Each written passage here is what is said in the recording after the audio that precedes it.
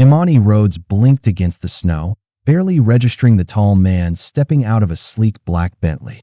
Her phone was dead, her fingers numb. It was 2 in the morning, and she had been waiting at the Harlem bus stop for over an hour after finishing a 16-hour pediatric ER shift. Her scrubs were soaked through, and her lips were starting to turn blue. "I'm sorry, I don't," she started, instinctively backing away. "It's not a request," the man interrupted, removing his coat and holding it out. "You'll freeze to death if you stay here." She hesitated. Everything about this screamed, don't trust him. The tailored suit, the polished confidence, the strange timing. But the cold was already stealing sensation from her legs. "Where do you live?" "West 142nd, she murmured, watching him open the passenger door without flinching.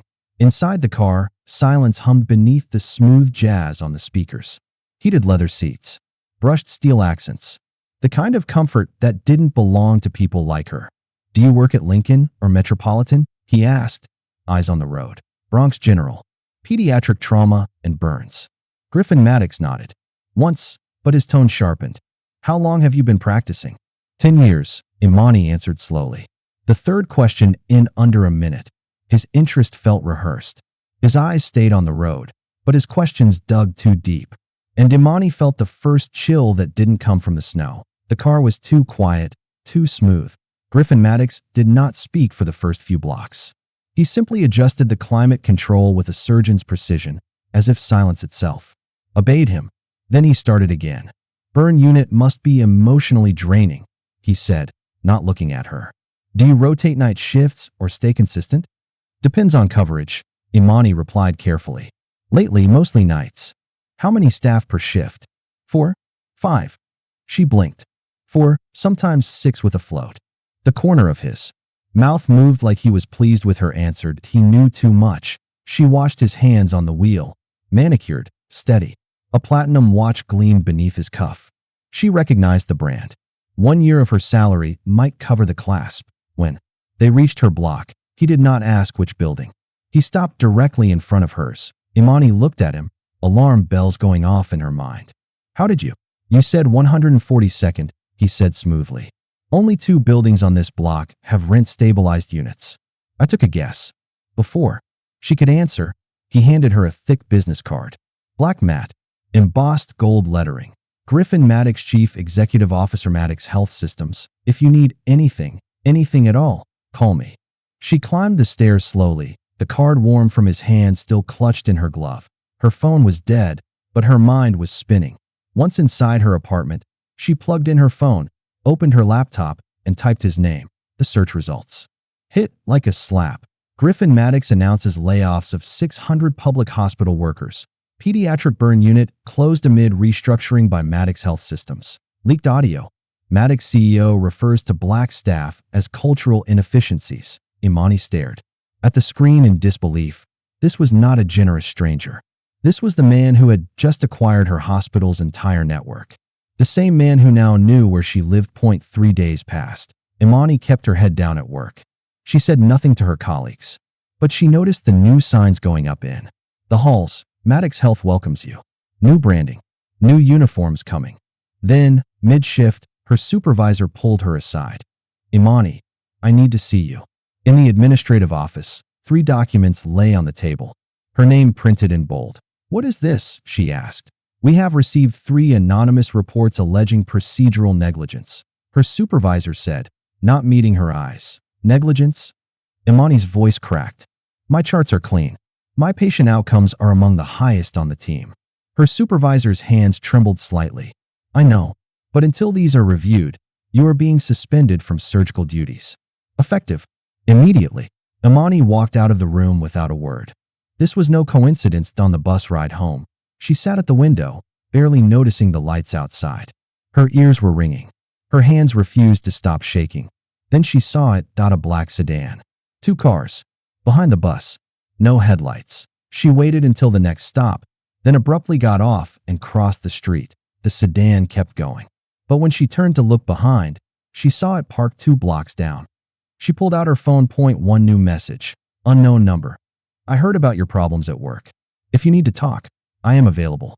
Griffin, her entire body turned cold. She Had told no one, not even Jade. Not yet.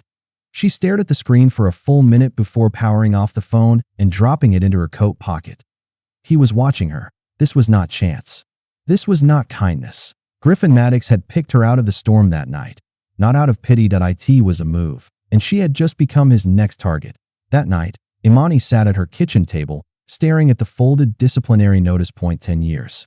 Not a single infraction. Now she was being framed. Neatly, surgically. She picked up the phone and dialed the one person who would not tell her she was being paranoid. Her sister answered on the second ring. Jade Rhodes.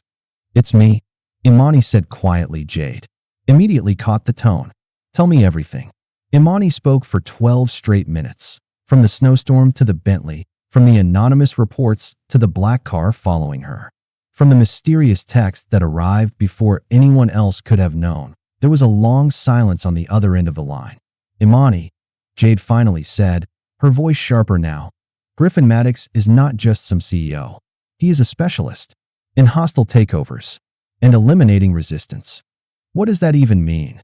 It means before Maddox Health finalizes any acquisition, they identify their biggest obstacles, staff who know too much or who can push back. They either recruit them or they ruin them. Quietly, legally. "You just got flagged." Imani leaned back, the ceiling above her swimming slightly. "So what do I do now?" "You do not guess. You get facts. You need someone who knows how men like Maddox move. I know a guy." 2 days later, Marcus LeBlanc walked into the cafe off 139th. Former NYPD, now private. He carried himself like someone who had seen too much to ever be surprised again. Imani slid a manila envelope across the table. "Everything I know. Names, dates, locations." Marcus nodded once. "Give me a week." He delivered in 5 days. They met again. Same cafe, but this time Marcus brought a second folder. "I have something you need to see." Inside were photos, transcripts, and phone records. 3 women. All black. All in medical leadership roles. All former employees of hospitals acquired by Maddox Health. All 3 women were approached in different ways, Marcus explained. Different cities. Different hospitals. But the same outcome. Each of them was discredited through internal investigations that conveniently surfaced right after contact with Griffin Maddox. Imani's hands froze on a document stamped confidential. HR complaint. Improper conduct. It was nearly identical to hers. Only the name was different. "He's done this before." "Exactly 3 times, Marcus said. "That we know of. And I have reason to believe there are more." He pulled out a photo. This is from inside his private office. A secure cabinet. Behind a locked wall panel. The image showed printed screenshots, flash drives, and neatly labeled folders. Names of women, job titles, incident logs. "A trophy case," Imani whispered. "Digital trophies. He keeps them, like records, of conquests. Notes on what worked, what broke them, and how fast." Her stomach turned. This was not a misunderstanding. Griffin Maddox had studied her, chosen her, and now, she finally understood. She was not just his next obstacle. She was his next project. But what Griffin did not know, could never know, was that Imani had already survived storms far colder than the one he found her in. And this time, she would not be the one destroyed. It started with flowers. A huge, expensive bouquet, white orchids and blood-red roses, delivered right to the nurse's station. The card was handwritten, "For strength during difficult times." GM. Everyone saw it. A few nurses smiled awkwardly. Some raised their eyebrows. Imani forced a small thank you laugh, but her hands shook as she carried the flowers to the break room. She left them there. She could not stand the sight of them. The next morning, Griffin was waiting by the staff entrance, holding a coffee.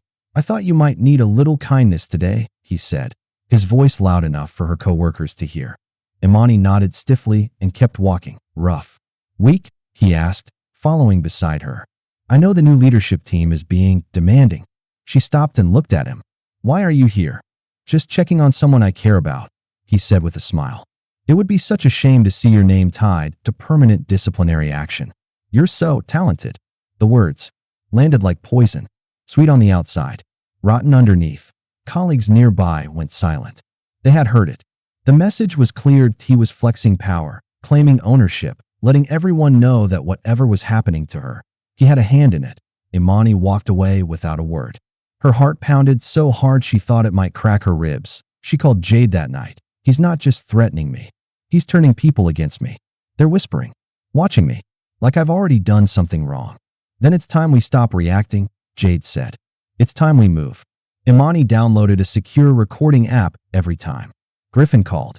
Every time he approached her at work, every comment, every concern, every threat was recorded and automatically sent to the encrypted server Jade had set up. Imani also reached out to one of the women Marcus had mentioned in the report, Dr. Monique Carter, a former pediatric chief from Philadelphia. They met on a quiet video call. Monique looked calm, but tired. She had been through this already. Did the same thing to me, Monique said. At first it seemed innocent. Lunches, casual questions. But then came the complaints. The anonymous letters. Then I was removed from my position. After 16 years. What did you do? Imani asked. I tried to fight it. But I was alone. Imani nodded slowly. You're not alone anymore. With Marcus's help, Imani tracked down 2 more women, one now living in Toronto, the other running a small clinic in New Orleans after leaving the system entirely. Different cities, different stories, but the same man.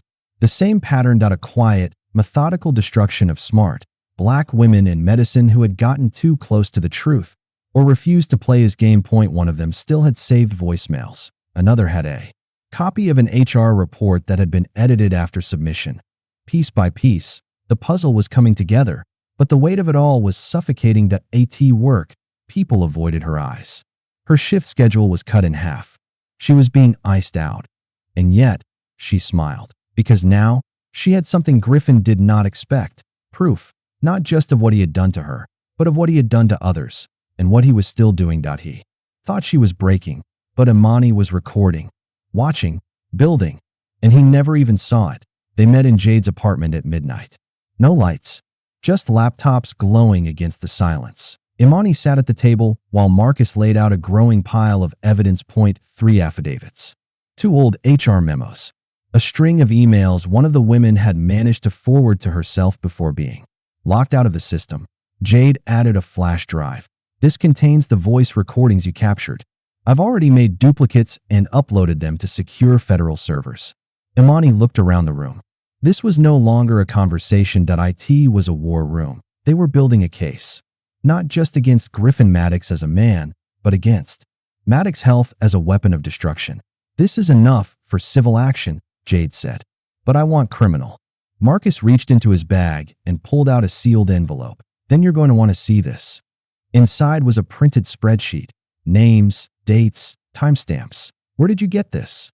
Imani asked. From a server linked to his private Maddox group email. Through a contact inside the cybersecurity team. I was able to scrape metadata from deleted cloud logs. What am I looking at? It's called the Vault, Marcus said. An encrypted folder stored off-network, hidden behind dummy assets. He laid out photos next. Still frames, blurred thumbnails from video clips.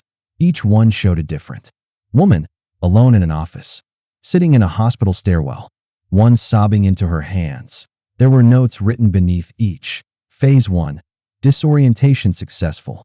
Phase 2, staff morale turned. Phase 3, forced resignation likely. Status, deconstruction complete.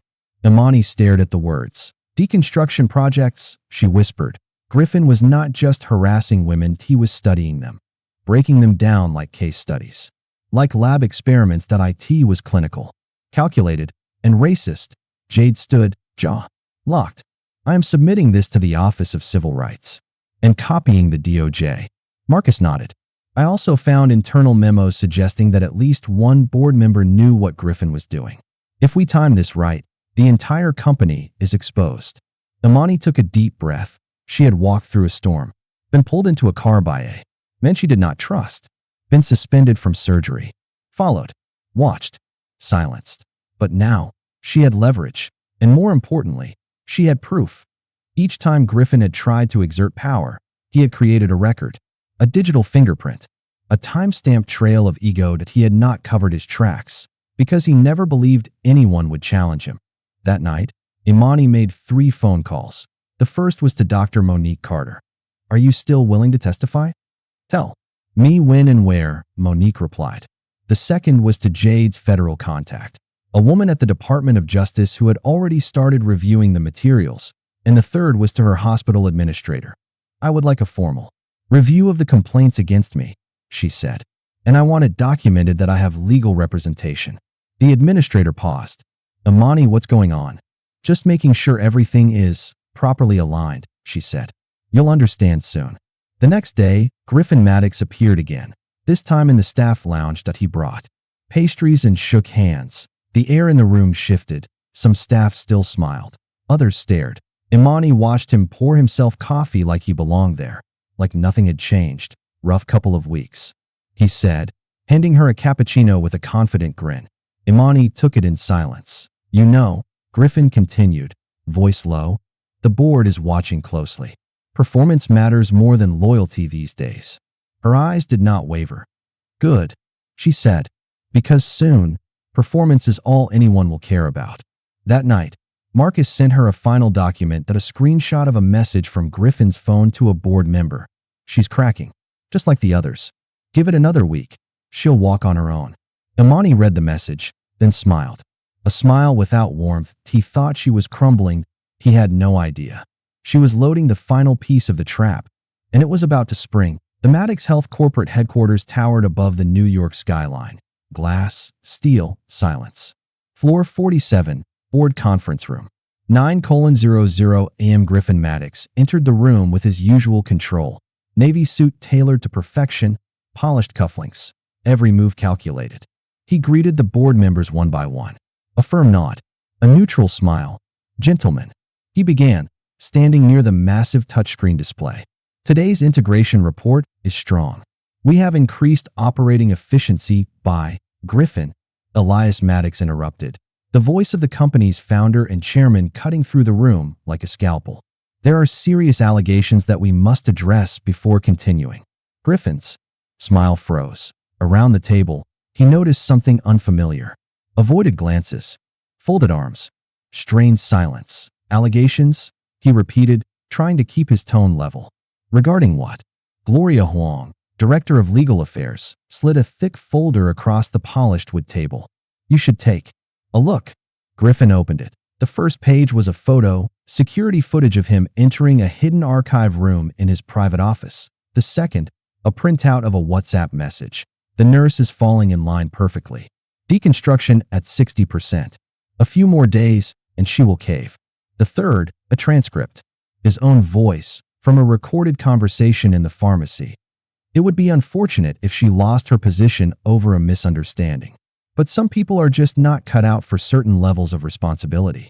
Griffin's throat tightened. Where did this come from? He asked, voice sharp now. Multiple sources, Elias replied, his tone as cold as the concrete beneath. Their empire, including civil rights attorneys, federal agents, and one remarkably prepared nurse. The door opened. Imani Rhodes stepped into the room. She wore a gray suit. No makeup, no jewelry, just a quiet fire in her eyes. Griffin's pulse spiked. Imani, he said, forcing a laugh. This is completely out of context. I do remember you, Imani said softly, taking her seat beside Gloria. The man who stopped at a bus stop and thought he had found his next victim. Two federal agents stepped forward. Badges out. Griffin Maddox, Agent Bennett said clearly. You are under arrest for federal civil rights violations under Title 18, Section 242, willful deprivation of rights under color of law, and conspiracy to engage in discriminatory employment practices. Griffin stood up abruptly. This is absurd. I am the CEO of this company. I built it. These are personal matters. No, Gloria said sharply. They are not. She turned the tablet in her hand toward the board. Footage played, audio recordings. Griffin laughing in meetings, referring to his victims as trophies, deconstruction cases, and tests of submission. Laughter, smirking colleagues. Words no one in that room could now defend. Elias closed his eyes for a long moment. When he opened them, his voice was final. You are removed from all executive duties effective immediately. Your shares are frozen. You are permanently barred from any leadership role in this company. Griffin looked around the room, pleading. You cannot be serious. Do you have any idea what this will do to Maddox Health? Correct, Imani. said, standing. It will cleanse it. Jade entered the room next, flanked by Dr. Monique Carter and two other women. One held a flash drive. Another, a printed document with an HR watermark. These are the other victims, Jade said. We are filing a class action with federal support. And yes, every allegation is backed by time-stamped evidence. Outside, the noise began. The glass walls revealed a storm brewing on the street below, protesters gathering, signs rising. Chants growing louder. Camera crews had arrived. Reporters shouted questions. Is it true Maddox Health targeted black women? Is Griffin Maddox going to prison? A large screen on the far wall, usually reserved for earnings forecasts, was now split between three major networks. The banner across the screen read, "Breaking. CEO of Maddox Health arrested in federal discrimination case." Griffin's hands trembled as he was handcuffed. Agent Bennett leaned in. "You are going to want a lawyer. A good one." Griffin turned back toward Imani one last time. "You do not understand what you are doing. You are going to bring down careers, reputations." "No," she said. "I am going to save them." As he was escorted out, the board remained silent. No one stood for him. No one followed. Elias Maddox looked at Imani. "You exposed something we were too blind or too comfortable to see. For that, we owe you." "I do not want to thank you," she replied. "I want change." And she was going to get it. Point 3. Hours after Griffin Maddox was escorted out in handcuffs, his access to every company's system was revoked. His office was sealed. His parking spot reassigned. His personal bank accounts were frozen pending federal review. And by 5 p.m., the Maddox Health website had been updated. Effective immediately, Griffin Maddox has been removed from all executive responsibilities. By the end of the week, the board offered Imani Rhodes the position of Director of Hospital Integrity, a newly created role with full authority to investigate, reform, and rebuild the company's internal systems. The $250,000 salary. Private. Office. Full benefits. Relocation. Unlimited budget for restructuring. She accepted, but with conditions. "I want a whistleblower protection program. Real protections, not just policies on paper," she said, standing in front of the board with no hesitation. "And a full scholarship fund for black nurses pursuing advanced certifications. No limits. No quotas." Elias Maddox didn't blink. Done. In the months that followed, everything changed. The Rhodes Fund for Equity in Healthcare became the largest scholarship initiative in the nation for black nursing professionals. Within its first quarter, 27 nurses were enrolled in graduate programs. One later told a reporter, "I didn't think people like me would ever get a real chance. But Dr. Rhodes made sure we did." Discrimination complaints across the Maddox Health network dropped 92%. Employee satisfaction hit historic highs, and not a single nurse had been terminated for anonymous allegations since. Meanwhile, across the city, Griffin Maddox lived in a crumbling apartment off the 7 train in Queens. His name was no longer listed on hospital boards. His corporate credit cards were canceled. He was surviving on a trust his lawyers had barely salvaged from seizure. Every night, he flipped through TV channels and watched Imani. Headlines scrolled across the bottom of the screen. Imani Rhodes receives National Award for Leadership in Medical Equity. Former CEO's disgraced exit leads to sweeping reforms. The life he once controlled now belonged to the woman he tried to dismantle. Point 1 evening in early fall, Imani's phone rang at a number she didn't recognize. "Imani." The voice cracked. "It's Griffin." She didn't say anything. I know I don't deserve a second of your time. But please, just one meeting." She agreed, not out of pity, but because she wanted to see what a man like that looked like when the mirror finally cracked. They met at a small cafe in Harlem, not far from the bus stop where it all began. Griffin was already seated. His suit was off the rack. His eyes sunken. He stood when she entered. "I wanted to say I'm sorry," he said quickly, quietly. "Not just for what I did to you, but to everyone. I don't know what I was trying to prove." Imani watched him, calm, unmoved. "You weren't trying to prove anything," she said. "You were trying to erase women like me from places you thought we didn't belong." Griffin nodded. "I lost everything. My board, my reputation. Even my own family barely speaks to me." "You didn't lose those things," she replied gently. "You revealed who you always were." And the world responded. He looked at her, searching her face for forgiveness, but she had none to give. "You didn't break me," Griffin, she said, standing to leave. You just exposed yourself. That night, Imani stood in her new apartment, 28 floors above Central Park. The city glittered below, unaware of the battle she had fought and won. She opened her phone, propped it on the windowsill, and began recording. A year ago, she said into the lens, a man with power thought he could silence me. He used fear, reputation, and a system built to protect people like him. She paused. But what he didn't know is that some storms don't destroy us. They reveal what we're made of. Behind her, the city kept pulsing. Dignity. Intelligence. Fire. That's what I'm made of. That's what we're all made of. She posted the video. It went viral before dawn. Thousands of women commented, sharing their own stories. Nurses, lawyers, educators, professionals, survivors. Griffin Maddox's name faded from the headlines, but Imani Rhodes became something he never imagined, a blueprint for what strength really looks like, for what justice truly feels like, and for what happens when the fire meant to burn you becomes your fuel.